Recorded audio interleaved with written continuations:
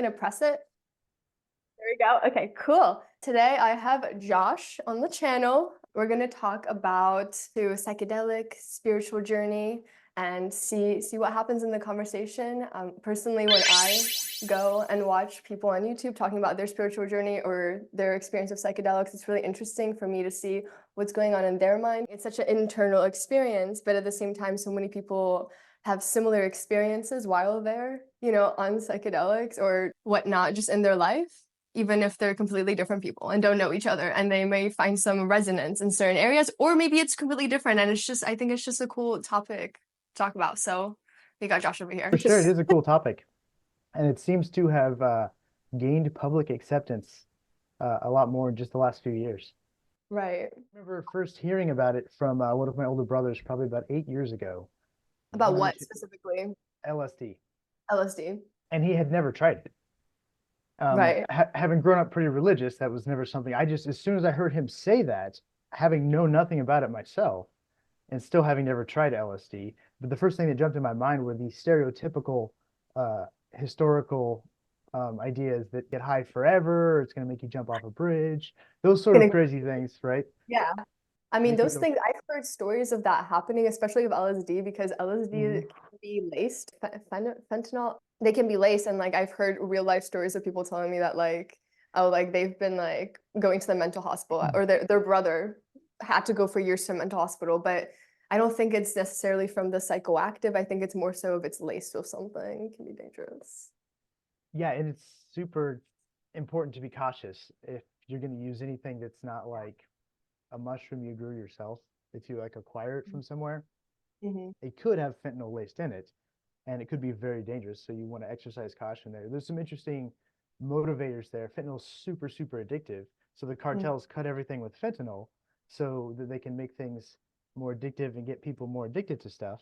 Then they can get more customers, but they're accidentally killing lots of people because the dose that gets you high Very varies dangerous. so much. Babies can touch it and it can just like Yeah, kill yeah, them, basically. super strong. So like a dose in a healthcare setting for fentanyl for a patient with a lot of pain is like 100 micrograms, and that equivalent with like morphine is like 4 to 10 milligrams. And the Hmm. difference between a microgram and a milligram is a factor of 1,000. So Uh-huh. it's quite a Yeah. bit difference in the potency. It's just a lot more concentrated stuff. So it's a big tangent there to say, be careful where you get anything. Exercise caution. Yeah. Oh, you can get those testers online. I haven't gotten Yeah. testers, but like testers definitely recommend it, even though I don't use it. So I don't know why I'm recommending it, but I recommend it for myself too. But do you know that because you said you're an ER nurse? Yeah, pretty good window into what's wrecking lives and what's not wrecking lives. Have you seen a lot of people die? I've been a nurse for about 8 years, but before that I was a paramedic for about 8 years on an ambulance. So I've had some interesting Yeah. experiences. But what I will Yeah. say about like a big inner city ER, you'll see someone come in maybe every few hours who's had alcohol wreck their life, Mm. and you'll never see anyone come in from like psychedelics or Mm. cannabis wrecking Mhm. their life. So I mean, there's a huge difference in the impact it actually has from a health standpoint. And yeah, just considering the legalities of all of it and how it's not the things that are not bringing Right, people in are illegal. But right. they can be, of course, dangerous in their own right in terms of their unpredictability, I think, from Oh, for personal sure. experience.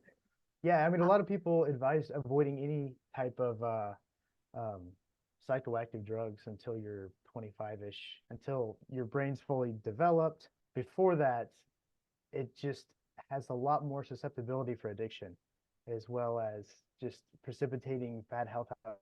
So if you have a history of schizophrenia, just stay away from this sort of thing. Yeah, I was gonna say, yeah, it's interesting. Definitely, even though it's specifically like psilocybin doesn't have any addictive properties to it, you can still definitely get addicted on it. Just if you Hmm. want to keep, if you just want to feel something and this makes you feel something, you can definitely keep going back to that. Anything can be addictive in a drug, really, and this is a dangerous thing to be addicted to.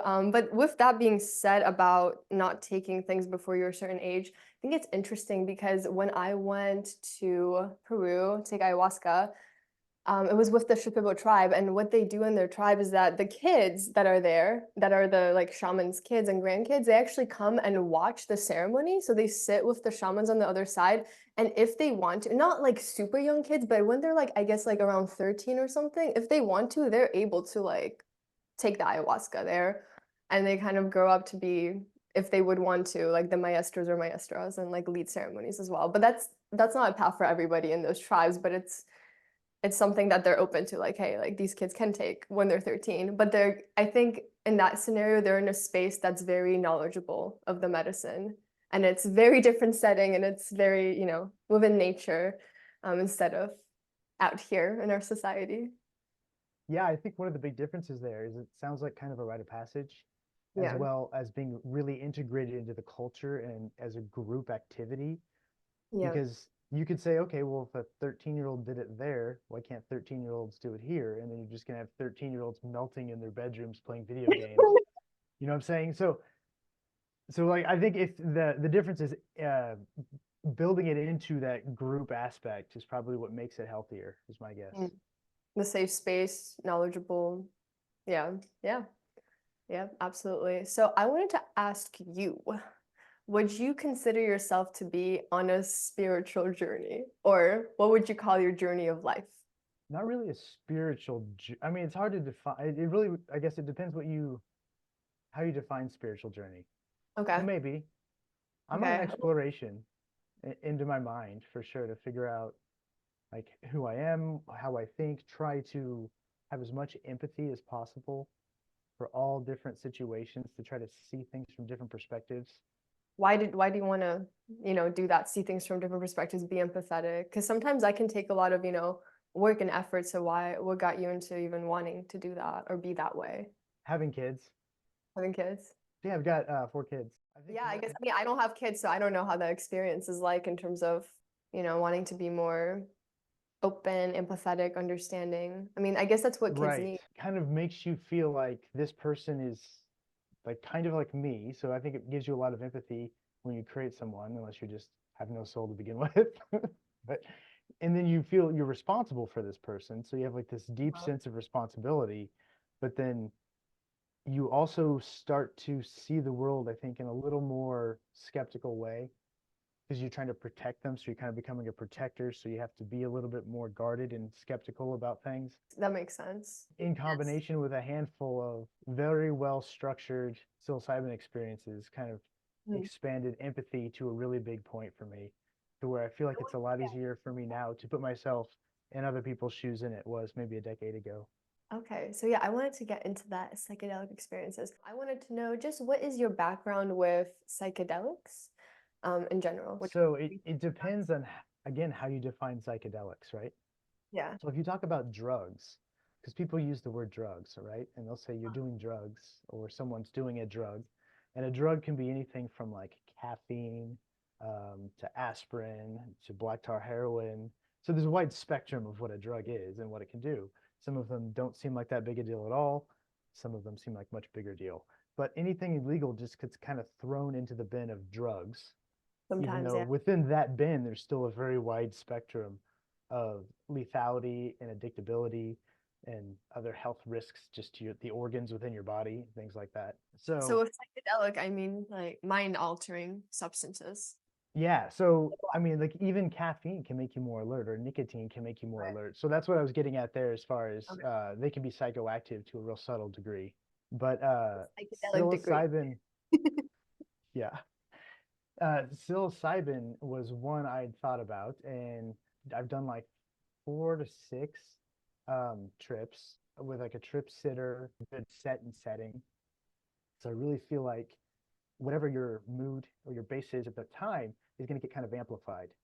So if you go into it in kind of a dark place, it's going to take you into a darker place. And if you go into it in kind of a happy place, which I think is why people have such a great experience, like hiking and like seeing beautiful nature, they don't sit down and do their taxes on a little bit of mushrooms, or they would just like be miserable. Because I think it would just make that more exponential, the misery. The lethal dose of these things is, like you have to take like 20 pounds of mushroom. I've never heard anybody like dying on Right. psilocybin. Right. Right. So unless they committed suicide from, pre-existing depression that was exacerbated by psilocybin or something. some That's kind really of the only risk. pattern. Right. And Right. they obviously didn't have a trip sitter if something like that happened, because the trip sitter's job is to be sober and keep you safe. Yeah. So the first one, I was just sitting with my wife, and it was a great experience. It lasted like 4 to 6 hours. Was it for her first time taking it as well? No, she never has. She was just the trip sitter. Yeah, it was just me. I was very nervous about acquiring anything from anybody, so I grew them myself, and Yes. to make sure I knew exactly what it was. Which strain was it? Golden Teacher, I think. Golden Teacher. Yeah, I've taken those. So I listened to music and just hung out. The second one, I did sound canceling headphones with no sound. So I made like a sensory deprivation situation. We laid in the guest room on the bed with the lights off, and just I think I had something covering my eyes too. And that was an interesting one because I kind of intentionally set that one up to have more potential to be more challenging because my wife sat outside of the room. She wasn't in there with me. So that there were a couple points in there. It was probably a 3 hour experience where I was kind of wrestling with myself a little bit, but I felt like at the end of it, I won the wrestling match. That's very interesting. What was your intention going into that one? I mean, there wasn't any specific goal. It wasn't like come to terms with this cancer diagnosis or get over Mima's death or something like that. It wasn't anything specific to that degree. It was really just kind of explore the depths of my mind. Have you found like any concrete benefits from your experiences? So yeah, I've had a lot of experiences. I've had not super high doses, but up to like 5 to 6 grams of mushrooms, Mhm. as well as a couple cups of like ayahuasca. That's a pretty And good dose. yeah, it's a pretty good dose. And I took it. Well, my reasoning for taking psychedelics in the beginning was because I was so curious about the mind, why, how, I was just curious. I don't really know like why am I here? And still I don't fully know, and that is okay. I'm just going into the unknown. But I was just curious, like, oh, these psychedelics there's some kind of intelligence, or are they some kind of like consciousness? Can I interact with it? Why is it gonna change open my mind or show me these things? Why is that even possible? That's why I took it. And I've seen a lot of things, had a lot of experiences. And through that, every single one I've had kind of a specific intention. So one time I took 5 grams of mushrooms because I was really depressed, and I was like, I couldn't get a therapist in time, and I was just kind of like, I'm gonna take these 5 grams. And it felt like natural for me to do that. And after the 5 gram trip, I got actually really scared of death. So I didn't I came out of it without any suicidal ideation. Like I was completely like, not, no, I'm not interested. So it actually scared me of death, which was interesting. What it helps me with, so I don't think you need plant medicine for any of this, and you can work through yourself, but it's the general idea of healing and kind of going through limiting parts of my mind or energy, emotion stuck in my body, and it helps me transform and work through that. There's a good book, How to Change Your Mind by Michael Pollan. And I Okay. think it's in that book where he mentions what it did for him, which was to like put a fresh coat of snow down. So Okay. the way he described it and the way this makes sense to me as to why sometimes psilocybin can be useful in so many different applications that don't seem to all connect. You're Mhm. like, is this a panacea? Is this like some sort of snake oil that can just cure anything? And then that's not the case. I think why it helps with all those different things is because all those different things come together and are caused by the same thing. The little monkey on your shoulder that tells you to be hard on yourself so you get depressed, or tells you to take another drink, or like all these, or has these overwhelming thoughts of sadness. So the way he described it was you keep starting at the top of a hill that you're sledding down, and you sled down these rough paths of depression so many times that they've become these thick ruts. So when you try to sled down the hill, no matter what you do, you get pulled back into these ruts.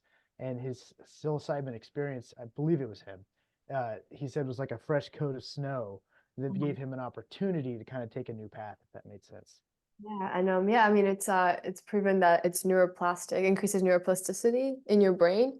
So you're able to open up, synthesize in new ways, think in new ways that you Mm-hmm. haven't, or previously you were stuck in that rut, but now you are opened up to something completely different. And there's a Right. potential to come out of it also differently. But you're not, of course, it's not like you take it and you're healed. It's Right. the process of afterwards. Because yeah, you can have like some crazy experience, you disappear, you forget who you are, you're like whatever happens to you, right? But then you come back and it's like, wait, I'm I'm still Josh, I'm still Maya, I'm still, Hmm. this person that was previously like, for example, I had this one problem, for example, and I've been trying to work on it, but I can't force that thing to be healed. It's in the present moment that we choose how we're gonna continue forwards. And for me, psychedelics have again shown me a new way of being, but I still have to work towards adopting that way of being, or in like what they call integration. It's helped me. I don't know if I've had ego dissolution or maybe a little bit of ego separation, but it's helped me to kind of separate from my emotions a little bit and recognize that they're happening, which I think Uh-huh. is the point of things like meditation. Because for so many years growing up, I heard about meditation and I was like, well, I guess you just sit there. I mean, it seems What's the point? Oh what's the my God. point? I have And so many people telling me like, why would I want to stop thinking? Somebody was like, do you right, die if you stop thinking? Why would I want to right. not think? It's the Well, whole point of it. what's the practical application of doing Yeah. that is to clear your head when you're in a situation where you're thinking terrible thoughts or you're upset or you're sad. If you have that ability to just cleanse it out through meditative practice, then it's super useful in an applicable way. It's not just sitting there wasting time. Yeah, That I no, like to say that. absolutely. Absolutely. It's a neutralizer. Meditation is a neutralizer. I don't know if you're into vibration, but it neutralizes your vibration. Like when you wake up first thing in the morning, that's your chance to start building a new momentum for yourself because you're pretty like clear in the morning. You were just kind of during sleep, you're just kind of not wiped, but you're more of a blank slate right upon waking up. But then a couple seconds after you wake up, then you start carrying on the day before and whatever patterns you have. But you can change that there as well. And it's about, meditation is about awareness. And I think psychedelics also give you opportunity to bring more awareness, however it is they show you, because they do some crazy, you do some crazy things. But on the topic of psychedelics, do you have any most significant experience that you had? So I mentioned the experience, the second Right. trip with psilocybin, which Yes. again, I think I've done like 5 or 6, and it's probably been 3 or 4 years since I've done Yeah. one. How many grams did you take? 3.5. 3.5. Yeah, that's a good amount. That'll get you So there. that was the second experience. That was with the sound canceling headphones in the guest room, just a sensory deprivation situation, where my trip sitter, my wife, was just sitting outside the room. Um, and at that point, we had uh, uh, she was about 2.5, my daughter. And when I came out of the room after about 3 hours, and what I felt like was like an intense therapeutic mental struggle that I won, but barely. Afterwards, when I gave her a hug, that was just like the best hug of my life, my little daughter. So that to me was an amazing experience. But that's just like a real personal reflection on what happened. And when you had that noise canceling and the sensory deprivation kind of the darkness, where did you go? What was your experience of the mushroom? Yeah, I wasn't really sure what to expect the first time, um, having never tried any psychedelics, just having drank alcohol before. And again, Yeah, I'm 36 now, so I was about 30 the first time. 30. Yeah. But the when I was sitting in there with those sensory deprivation headphones on, I wasn't. I don't know. It's hard to explain. It wasn't like words or thoughts. It was like kind of just feelings and sensations. But I didn't feel like out of body or somewhere else. I didn't feel like you might describe a DMT experience where you're like sent to another universe. I always felt like I was there. It's just like when you have a couple beers and you're a little buzzed. It was Mhm. just like that, but it was a different thing than being buzzed on alcohol. If that Right. makes Were sense. you having any visuals or any sensory experiences that were different? The only visuals I've ever had are just like real subtle vibrations. Hmm. Because again, you hear these old stories about people hallucinating like entire creatures. And Yeah. I have not experienced anything like that personally. Again, a very limited experience. Yeah. But I would And just notice like the edge of something would kind of shimmer, something like that. right. little vibrations, little Yeah. snowflakes, snow in the air. Besides, so yeah, some people don't get visuals at all, and that's, everybody's different and affected everybody differently. But in terms of how you said you were fighting your thoughts, or you kind of like your demons inside, and you were trying to like, were you in like a negative mental space when you took them? Were you feeling uncomfortable? And how do you feel like it affected how you thought? I feel like it expanded my empathy and shrank my ego just a touch, which I think is good. But again, I didn't go into it with any like real specific goals except like kind of like exploration and see what Yeah. happens. So I didn't feel like I was battling like a deep depression or anything like that at the, at that time. So it was really just kind of like see what happens. And I think that's what happened is I just felt like an overwhelming sense. They call them platitudes, when you start to gain appreciation for something you've heard over and over and over that's kind of lost its meaning over time. I feel like those terms, like love and things like that can really be rejuvenated by, a good set and setting on a psychedelic experience. Yeah.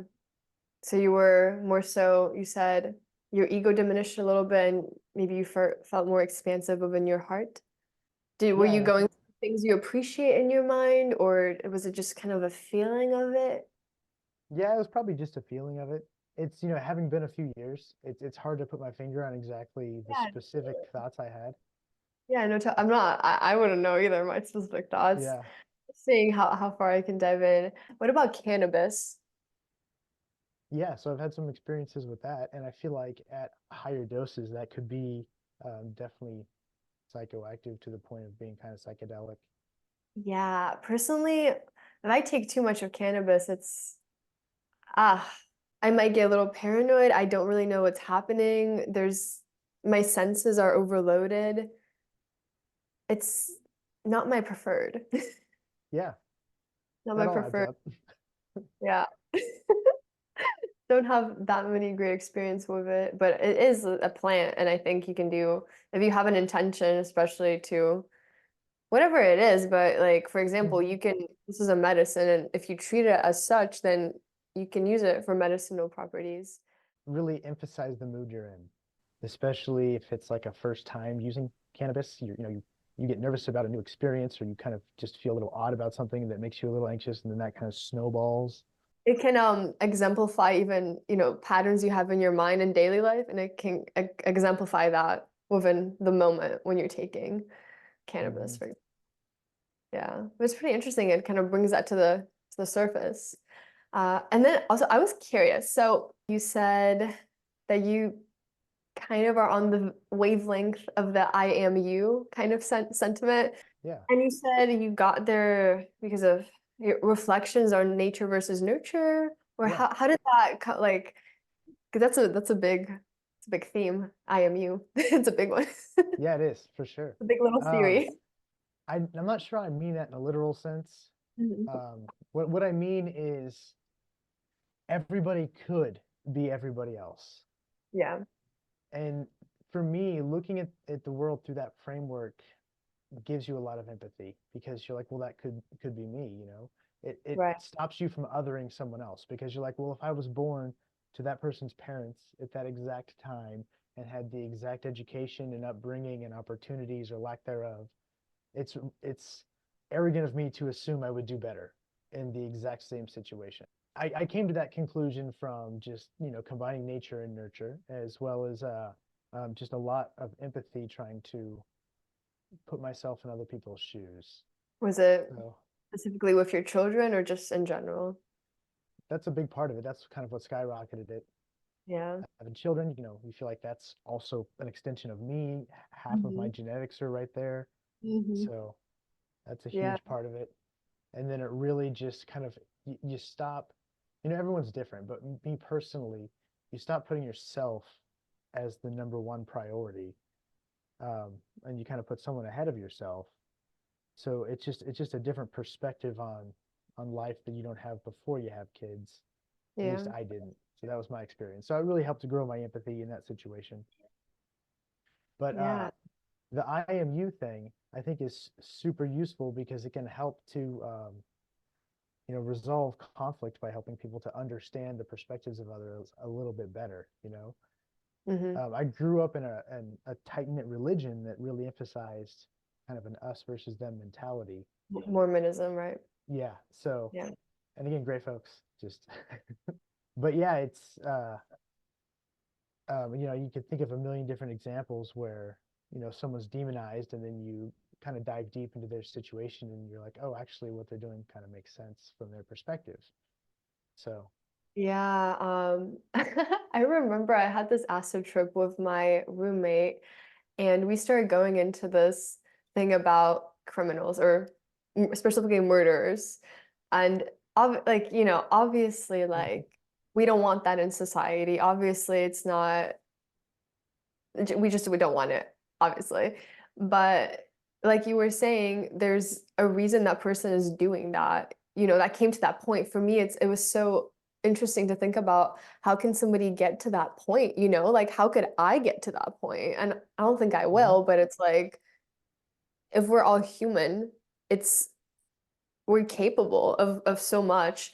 And yeah, on that Astro trip, we started crying about how we other people so much that even I know my roommate and a little bit me too have this fear that, okay, if I do something outlandish, like nobody's gonna even try to understand me because they're immediately gonna label me as bad or wrong.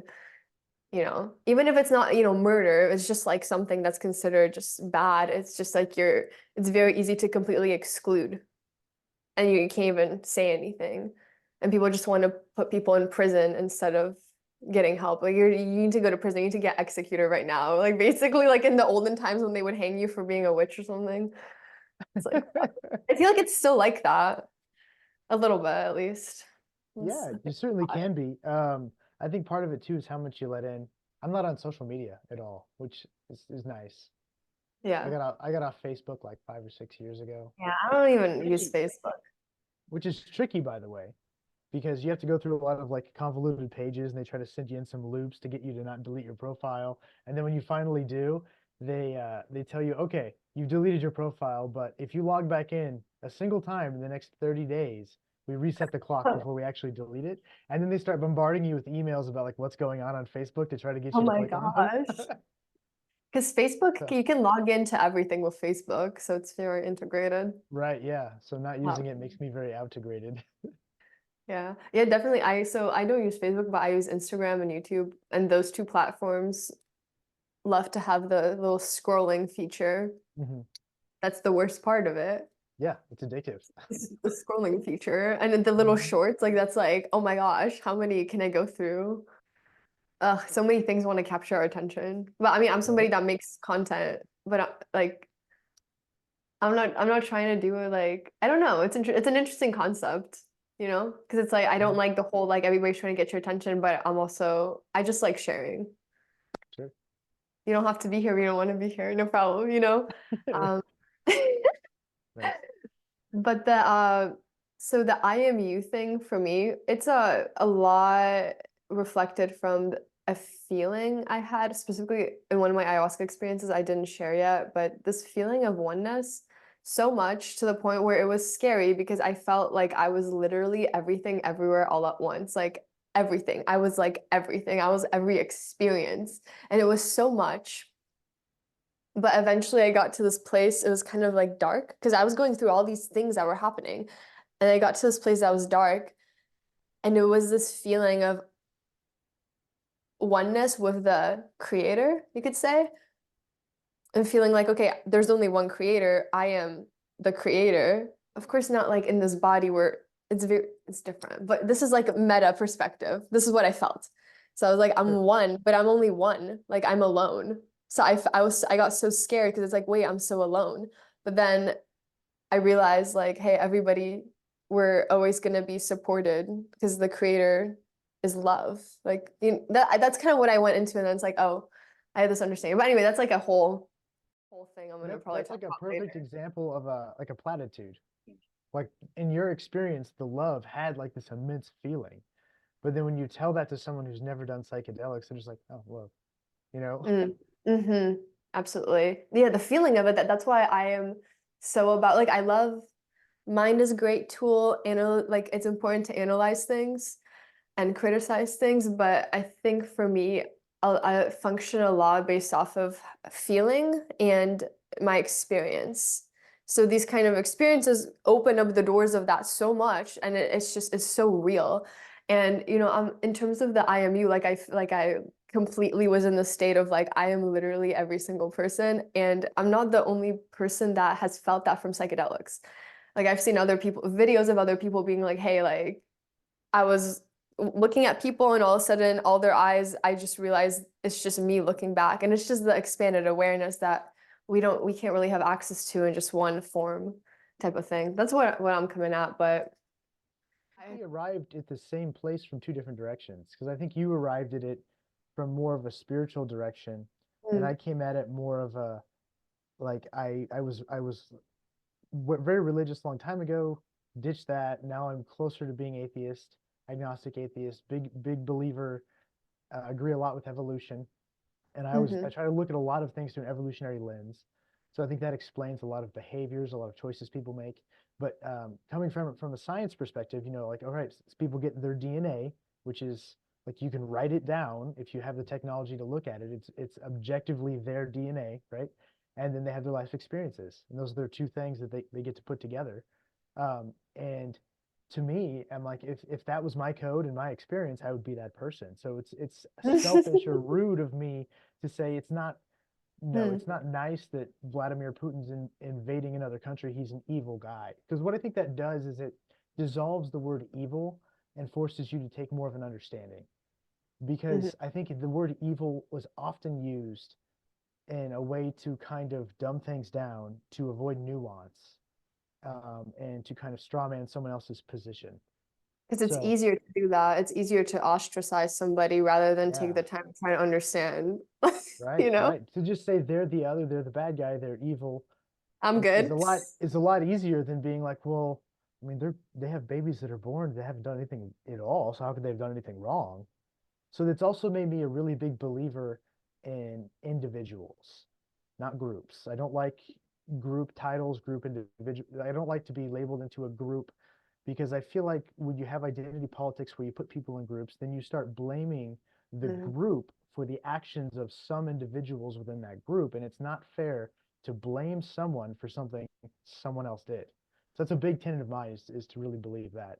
And a lot of that came from like deep thought from psychedelic experiences, with like thinking about like from evolutionary principles and like people's life experience, that they are what they are. But then that kind of brings in the debate of free will. If they are what they are, do they really have the free will to make those choices, or are all the choices they are making a result of their DNA and their life experience, their nature and nurture combining, and they would have done that no matter what with those, unless you would have intervened and had a different nurture, yeah, it's it's an a interesting different topic, experience. free will. So yeah, Yeah. it's like, is free will a real thing? So it's just, that's a question that's very difficult to come to a solid thought on. Let's see. I was gonna touch on something you said. Oh yeah, the nature versus nurture. Well, the first thing is that we come in already with a certain set of DNA, right? And it's crazy that even in children, even in animals, you can see a sense of their personality when they're super little. Like they Yeah, already have a right. distinct part of themselves. Like that's clearly not anything of the environment. They just came like that. A Yeah, lot of and the on that note, about being a parent of four kids, we see the kids growing up in the same environment, but being so Mhm. different and having the same Right. genetics from the parents. I mean, there's obvious different variations that they're getting, but they're getting from the same pools. But yeah, you see that big contrast, and one of them starts talking way before the other, one starts walking way before the other, one has a really strong personality. But yeah, exactly what Yeah. you're saying. The personality is very And I think interesting. Of and that. I think that the children part of that kind of emphasized that for me as well, that thought of I am you from an empathetic point of view, looking at nature and nurture, because I see my own kids that all have the same nature and nurture, and the DNA and they're variable, raised by you. right? Yeah. So you look at you're like, if their experiences are so similar and they're so different, it must be the different variable DNA that comes from me and my wife. So it's just really interesting to consider stuff I'd never really had a reason to think about before having kids. That makes sense. Mm. That's very, yeah, that's very interesting. Definitely. But it put me to some like personal tenets because again, I'm not religious. So then you have to ask like, well, then where do your morals and values come from if you're not religious? Sorry, I was just curious. When you say agnostic atheist, what does that mean exactly? Because I know agnostic is like you're kind of Agnostic's like, open to eh, believe there's something else. Yeah. right. Atheist is like there's just the material basically. To me, atheist means you believe there is no God, and agnostic is meh. And to me, it's arrogant to say there is no God because there could be a God. I can't, he could be right behind the moon. I don't know. He could be on the other side of the sun. So it's arrogant of me to say that there is no God. I'm open to the idea of there being one if I'm presented compelling evidence, which I think is another tenet of mine, is being willing to change your mind after being presented new evidence that's objective and Yeah. compelling, as opposed to being married to your ideas. What would you consider compelling evidence of a god or like other realms or whatnot? Yeah, that's a good question because if some dude just floated down and did a magic, you're like, is that David Blaine or is that God? You know? Hmm. Um, so you'd have to find some way for yourself to be compelled, I guess. Unless there was a, I mean, because then you could be like, well, is there, if you look at it from a scientific standpoint, how do you scientifically test something that's supernatural? You know, are the Right. I don't think can science you can even can you access that. reproduce the results of the blessing, you know, from a scientific Yeah. standpoint if you add all the ingredients and reproduce it to show it's consistent and true? I think the closest things for me when I was really trying to research and like, is there something beyond, not even the question of God, but it's just, is there something beyond this physical, right? Are we just Yeah. physical? I was looking into, well, these are anecdotes, right? But of near-death experiences and of remote viewing. So there was actually this government-run Stargate project, and they tested out this physicist uh, reached out to a couple remote viewers, like psychics, people that could view something that wasn't physically here, and they would hide things from them, or like say, "Hey, view this location that you've never been into, and tell us, or view this location. We're gonna drive to this random location, and you're gonna remote view and tell us where we are and describe the setting without being there." And they were able to recreate that pretty much on paper. And if you had like 20 of the scenarios, you could match them up to each scenario that the remote viewer wrote out. So those kinds of things are like, wait, there's something happening. There's some kind of synchronicity. And in my own life, I've seen so much synchronicity. Like, and not I'm not even trying to look for it. It's just like it's appearing and it's appearing. And it's just so like it's not something that would appear normally. You know what I mean? So for me, from all that, I've kind of gathered it makes sense for me that there is something beyond the physical, plus my own personal experience and just seeing more of these synchronicities, aka like even stories from psychics and people that do this as like a job where they go into somebody's mind and then they get an image of something that there's no way they would have gotten that image, and yet it's something concrete that person does. For example, I have the story, I know this one lady who is a shamanic practitioner, and when she was doing a shamanic journey about the person, her client, she saw an image that she didn't know what it was. She just goes into darkness and lets whatever come through of this spider crawling on this kind of whiteboard background, and there's colors coming out of its legs. She didn't know what that was. And she told the client, and literally the client is like a digital designer. And the software they work from or the program they work from literally has that spider with the colors coming out of it as a logo. I don't care. I don't care. This thing's just gonna be here for fun. Does that get saved over it? I don't know, probably. Well, I just want to keep talking because I'm gonna forget what I was talking about. Yeah, go for it. But within my life experience, having seen all these synchronicities and experience them myself, it would not make sense for me to not believe in something beyond the physical. Science can't study it right now. I don't think it's advanced enough, but I think it's not magic. I think it's just something we don't understand yet about how reality works scientifically. Yeah, that's fair. Yeah, that's reasonable. I'm totally Yeah. open to there being stuff that seems like magic but is explainable or real, once you know more stuff. This is how historically things were. Yeah. Inventions or new technologies or, rare events in nature probably seemed magical to folks. And I'm open to the idea and like because I have kids and they ask like what happens after you die, and I try to just tell them what I know. And I'm like, I don't know. I've Yeah. seen people die. Yeah. I think I tell them I hope something good happens, Yeah. but I'm also dubious of folks that say with a certainty that they know what happens. I'm skeptical, having been in a very devout religion and then leaving that kind of puts you in a more skeptical position, I think. I see your perspective.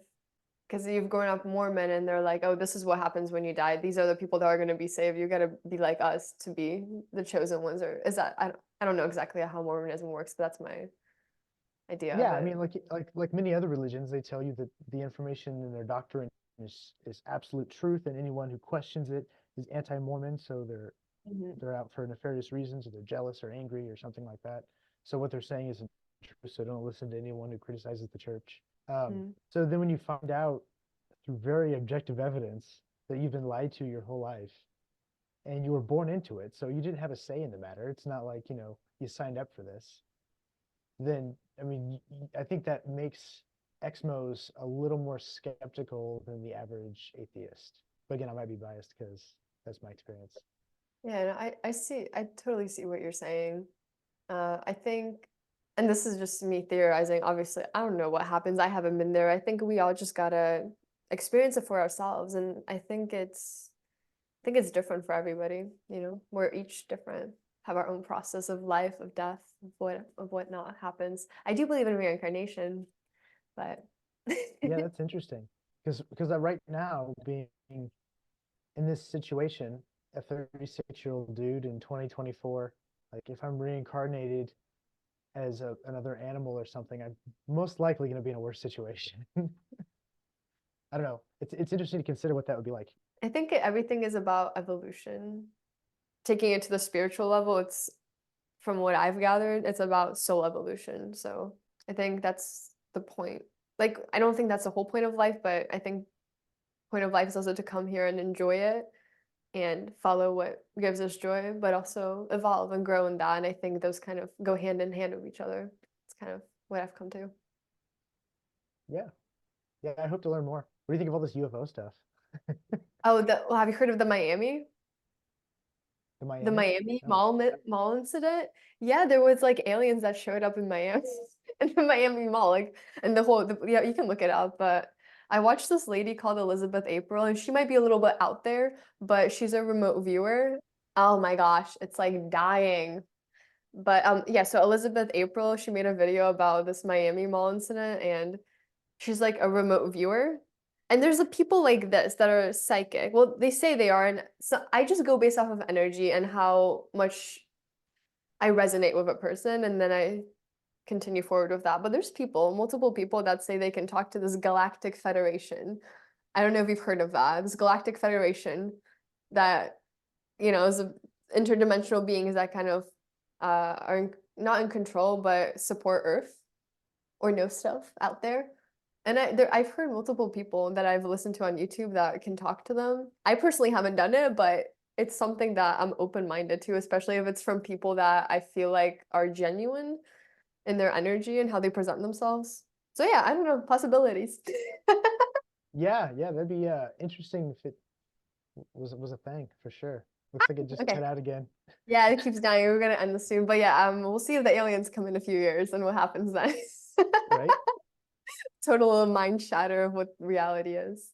But yeah, I think it's probably time to end because we've been on here for like over an hour probably. Yeah. If thank nothing you, else, this Josh, was some fun practice.